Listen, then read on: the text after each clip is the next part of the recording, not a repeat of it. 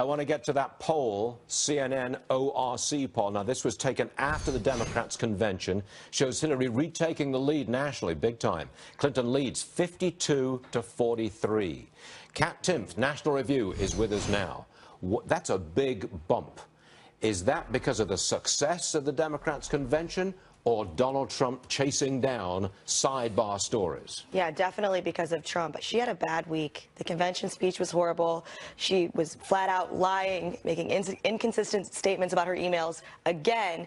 And whenever there's a possibility to have bad Hillary headlines, it's almost like Trump just comes in and just decides to steal all the thunder by saying something awful about Gold Star families, for example. And he routinely does this. That was a bad one. It doesn't always even have to be a bad one because, you know, people a lot of times just read headlines. They don't, you know, they get news on social media. They don't read everything. And he's not very careful about this kind of stuff, and it distracts from all the negative things that are. What did she do this week that could possibly get a bump that'd be positive? But the Democrats, along with the media, good rhetorical question. The Democrats, along with the media, are trying to convince the voters that Donald Trump is not prepared emotionally, temperamentally, or morally. He should not be the president. For regardless of his policies, regardless of Hillary's policies, they're trying to undermine his ability to be the president, his legitimacy as president. Right. And so far, that seems to be successful, actually.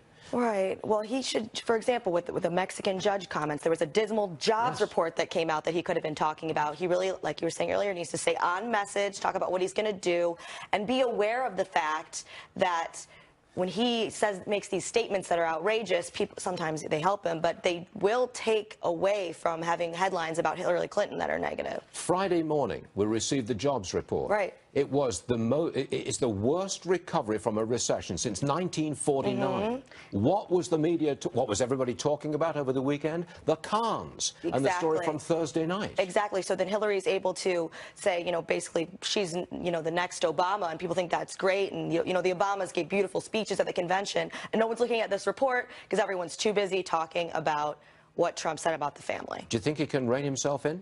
Can he stop taking the bait? I asked him that this morning. Yeah, sometimes he seems like he can for a while, but then he kind of falls right back into it. So we'll see, especially because he can be a lot less than what he did that'll still get attention, because if someone just reads a tweet here's or what a I'm headline. picking up from Trump supporters. Dismay. Please stay on message. Yes. Stop chasing down these sidebar stories. Stay on the message of prosperity and making America great again. Absolutely. I see some dismay on the faces. I do. 97 days left. That's all we got.